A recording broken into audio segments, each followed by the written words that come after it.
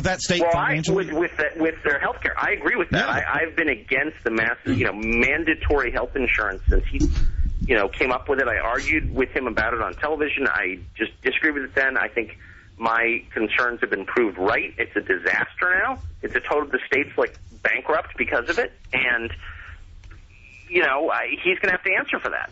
Let me ask you a question. In the Times today, it says that the Russians, the stinky-ass Russians, they have 2 submarines supposedly patrolling in the east coast of the U.S. I mean, what do you think? What's up with that? I mean, what do you think's that all about? My first thought was imagine being on one of those submarines, because a Russian submarine, I wouldn't get on a Russian elevator.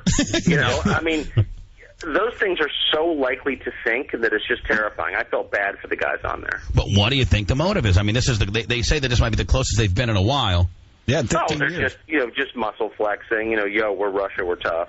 You know what I mean? Just to try and. Now, have they kind of hulked up? Have they done a resurgence on their power? I mean, for a while they were down, and are they back? Well, I don't think they ever went anywhere. I mean, Russia has a huge percentage of the world's oil. They stretch from, China to Europe. It's a massive, massive country.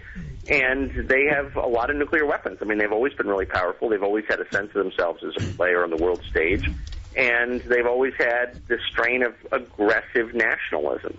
Crush our enemies, roll tanks in other people's countries. I mean, that's kind of in their... Well, they went into Afghanistan for 8 years and got their ass kicked. I mean, That's exactly right. How powerful but they went all over the world. I mean, from Angola to Laos. I mean, they were fomenting wars all over the world for 70 years, and it takes a while to decelerate from that. So, yeah, I mean, Putin is pretty straightforward about... Yeah, Putin's doing push-ups and sit-ups, and Putin's in a one-man submarine. Putin's doing all kinds of things, isn't he? He's doing MMA. He's getting thick. He does MMA. He goes hunting. He does it all. Who'd win in a match between Barack Obama and Putin? Putin would kick his ass. Putin would kick his ass. There is something so very, very, very homoerotic about those pictures.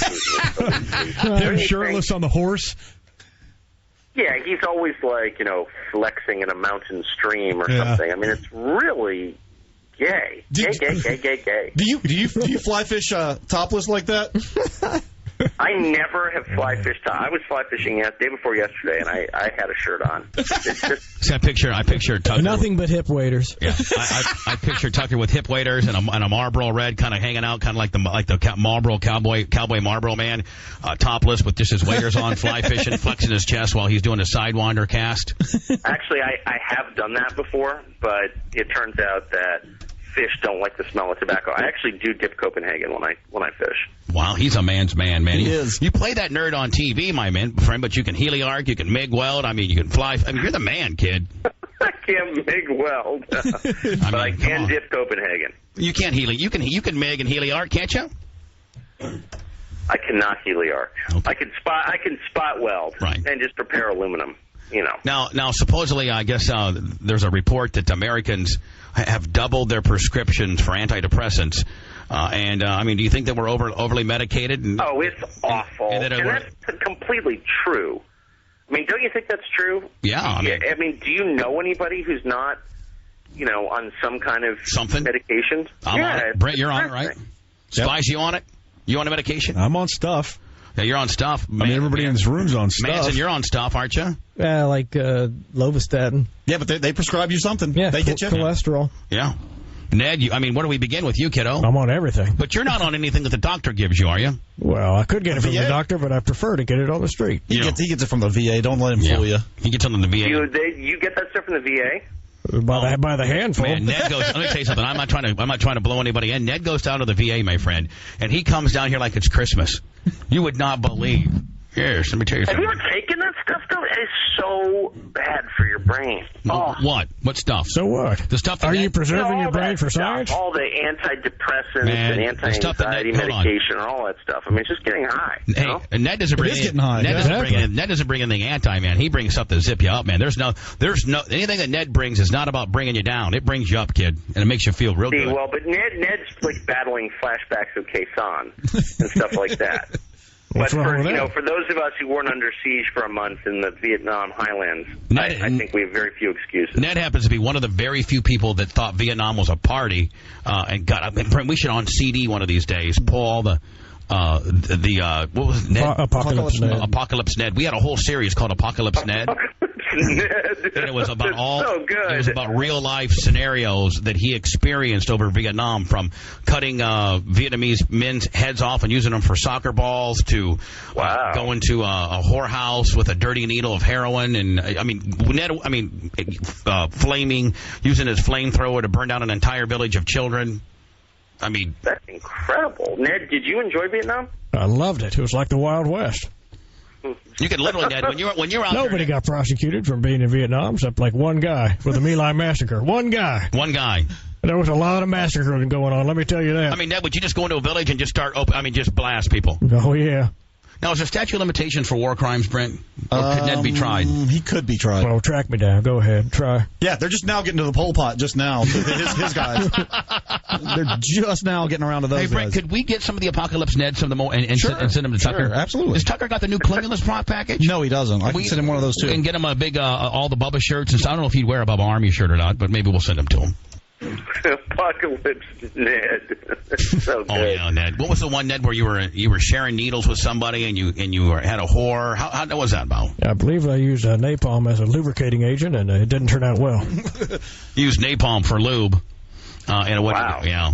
That's how Ned rolls. I bet that stings. Did you know Ned's got a property up in Thunder Bay, Canada? Do you really? Yes, I do. 18 acres. He went up there 2 weeks ago and mowed it and farmed it and slept on it and whatever. 18 acres? In Thunder Bay, supposedly. Would that cost you like $20? I mean, pretty much. That's why I got it. Brent owns 20. How many acres? 34.5 in Nevada. Yeah, Brent owns. Wait till you hear this. Brent bought 34.5 acres in Nevada on eBay and has never been there. Well, where is it? I don't know. It's in Humboldt County. Humboldt County, Nevada. Humboldt County, Nevada. I didn't know there was a Humboldt County, just Nevada. Supposedly east of Sparks/Reno. He owns 34.5 acres that he bought on eBay, financed it through the guy, and has never been there. What did it cost you? $14,000. Yeah. But is there water? We don't know. He's never been there. Well, yes, there's water. Well, Brent, I mean, you don't know if there's water. It could have been pictures from the 70s. It could have been. Right. Now, but see, Brent, I mean, don't you think you should go see that place one of these days? Well, one of these days. I'm not in a hurry. Well, you paid $14,000 for 35 acres. Yep. In Nevada, which is like almost entirely empty. Right. That's the whole point. That's a lot. Now, what are you going to do there, supposedly? I bought it thinking I might put something there one day, but I'm thinking about investing in this algae to oil deal that ExxonMobil's in. No, but you got to say that who told you about Chuck? Well, but you actually told me about it. Well, I know about through Chuck. Yeah. Listen, I went out to dinner with this couple that we know, right? Tucker.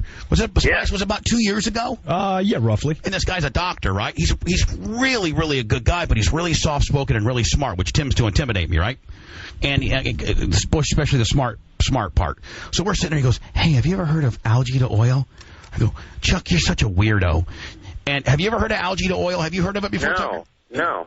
Brent, why don't you explain the process? Because my boy Chuck, he said, "Man, you can buy a franchise for like, I don't know, 18 cents or something like that, and own the entire." I'm like, Chuck, nobody wants to turn algae into oil. That's about the stupidest thing I've ever seen. Order me a T-bone, kid. And so anyway, Brent, supposedly.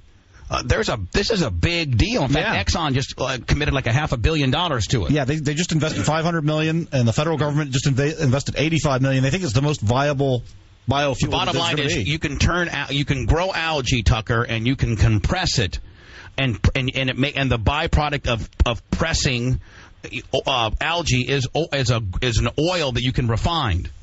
Wow! And the algae can double itself in 24 hours. So if you start, would it just be easier to like dig it out of the ground? Well, I mean, there's not enough. There's not enough. You can have these algae farms, and all you need is water and sun. That's all you need. And I guess they have these big, huge, hundreds and hundreds of miles of just like pipe, and there's algae growing in the pipe. They start an algae strand, it doubles, and then they send like a bullet, like a thing to clear out all the algae through the pipes, and then they press it. And they press the algae into oil.